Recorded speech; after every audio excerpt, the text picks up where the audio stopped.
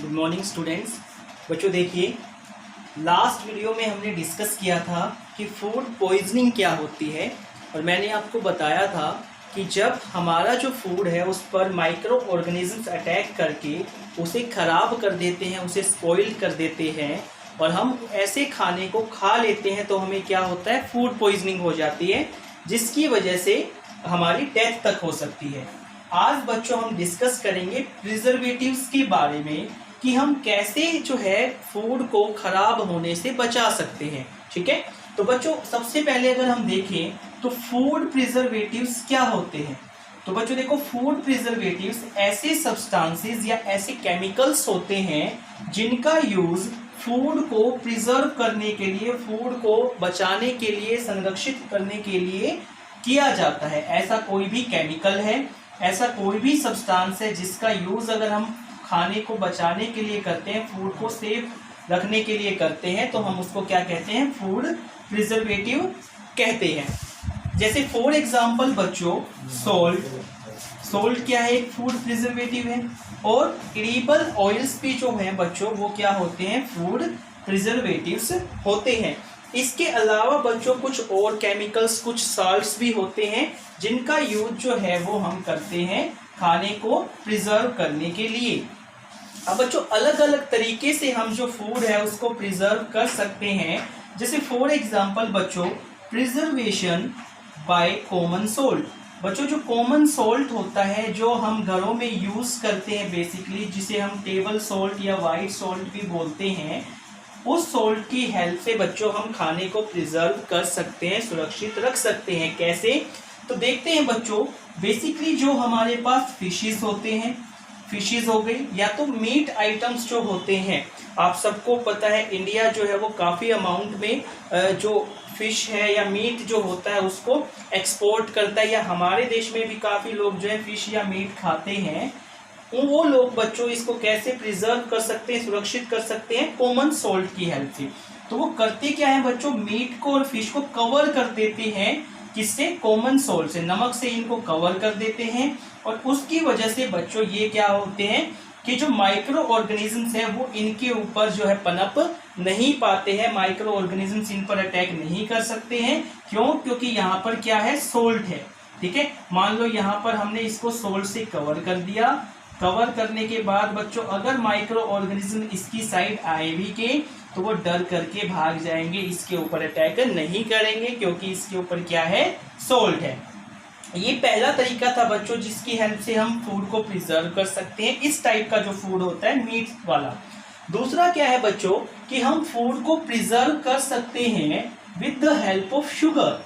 चीनी की हेल्प से भी हम खाने को सुरक्षित रख सकते हैं। जैसे फॉर एग्जांपल बच्चों जैम हो गया या जेली हो गई, ये जो फूड आइटम्स है बच्चों, जिस जैम का यूज आपने सुना होगा ब्रेड पर लगाने के लिए करते हैं, जेली भी मार्केट में अवेलेबल होती है, बच्चे इसको खाते हैं। तो इसके अंदर बच्चों शुगर डाली जाती है। अब शुगर करती क्या है बच्चों, देखिए जो माइक्रो ऑर्गेनिजम्स है बच्चों, मैंने ब्रेड के केस में आपको बताया था ना कि वो मॉइस्चर वाली जगह पे पनप जाते हैं। तो जब हम इसके अंदर शुगर डालते हैं बच्चों तो इसके अंदर जो मॉइस्चर है, नमी जो है वो कम हो जाती है। ठीक है, अब नमी कम हो जाएगी तो माइक्रो ऑर्गेनिजम्स वहां पर पनप नहीं सकते हैं, माइक्रो ऑर्गेनिजम्स ऐसी जगह पे नहीं रह सकते हैं। इस तरह से ये फूड आइटम्स भी क्या रहेंगे, सुरक्षित रहेंगे। उसके बाद देखिए बच्चों, preservation by oil and sugar. अब ऑयल और शुगर दोनों की हेल्प से कर सकते हैं। शुगर का हम डिस्कस कर चुके हैं बेसिकली। ऑयल का देखते हैं बच्चों, जैसे मैंने एग्जांपल लिया पिकल का। ठीक है, अब बच्चों देखो जब हम पिकल की बात करते हैं तो पिकल के अंदर हमने क्या देखा कि पिकल के अंदर तो अलग अलग तरह की चीजें होती है, जैसे कैरेट भी होता है, लेमन, मैंगो, ये सारी चीजें होती हैं। अब बच्चों हम क्या करेंगे, इनके अंदर ऑयल जो है वो ऐड कर देंगे। ठीक है, बेसिकली आपने देखा होगा मस्टर्ड ऑयल डाला जाता है, इनके अंदर सरसों का तेल डाला जाता है। तो बच्चों अब इन सब चीजों के चारों तरफ क्या है, ऑयल है। अब जो माइक्रो ऑर्गेनिजम्स होते हैं बच्चों वो ऐसे एनवायरनमेंट में तो रह नहीं सकते। ठीक है, मान लो क्या कि हम यहाँ पर खड़े हैं, हमारे चारों तरफ पानी ही पानी आ जाए तो क्या हम रह पाएंगे, नहीं रह पाएंगे, क्योंकि हम इस एनवायरनमेंट में सर्वाइव नहीं कर सकते। वैसे ही बच्चों जो ऑयली एनवायरनमेंट है उसमें माइक्रो ऑर्गेनिज्म सर्वाइव नहीं कर सकता, और वो क्या करेगा बच्चों, तेजी से यहाँ से भाग जाएगा। तो इस तरह से जो पिकल है वो भी क्या रहता है, प्रिजर्व रहता है। उसके बाद एक इंपॉर्टेंट आता है बच्चों हीट एंड कोल्ड ट्रीटमेंट। अब बच्चों हीट एंड कोल्ड ट्रीटमेंट जो है वो हम डेली लाइफ में भी देखते हैं कैसे कि हमारी जो मदर होती है, हमारी जो मम्मी होती है, वो क्या करती है कि दूध को बॉईल करने के बाद जैसे ही जो मिल्क सेलर होता है, मिल्कमैन होता है, उससे दूध लेते हैं, उसके बाद वो दूध को क्या करते हैं, गर्म करते हैं। गर्म करने के बाद थोड़ी देर के लिए उसे ठंडा होने के लिए रखते हैं, फिर फ्रीज में रखते हैं। तो पहले हीट किया, गर्म किया, उसके बाद ठंडा होने के लिए फ्रीज में रखा। इसको बोलते हैं बच्चों हीट एंड कोल्ड ट्रीटमेंट। अब बेसिकली इसमें होता क्या है बच्चों कि जब हम पहले दूध को गर्म करते हैं तो गर्म करने से क्या होता है, उसके most of the micro organisms जो होते हैं वो मर जाते हैं, और उसके बाद उसको कम टेम्परेचर पर रखते हैं ताकि वो खराब ना हो। ऐसा ही कुछ बच्चों आपने देखा होगा कि जो मार्केट से पैक्ड मिल्क मिलता है, जो मार्केट में मिलती है, पैकेट्स मिलते हैं मिल्क के, उसमें क्या करते हैं पहले बच्चों जो ऐसी जो फैक्ट्रीज होती हैं वो लोग क्या करेंगे 70 डिग्री के टेम्परेचर पर जो मिल्क होता है 70 डिग्री सेल्सियस के टेम्परेचर पर उस मिल्क को क्या करेंगे, गर्म करेंगे। कितने टाइम तक, 15 से 30 सेकंड तक, ठीक है, 15 से 30 सेकंड तक 70 डिग्री सेल्सियस के टेम्परेचर पर वो उसको गर्म करेंगे। उसके तुरंत बाद बच्चों वो उसको वहां पर क्या होता है, कोल्ड स्टोरेज बोलते हैं एक तरह से उसको। तो एक अलग से रूम होता है जिसमें टेम्परेचर काफी कम होता है, ठीक है, तो उस रूम में वो फिर इस मिल्क को रखते हैं जिससे कि ये तुरंत क्या हो जाता है, ठंडा हो जाता है।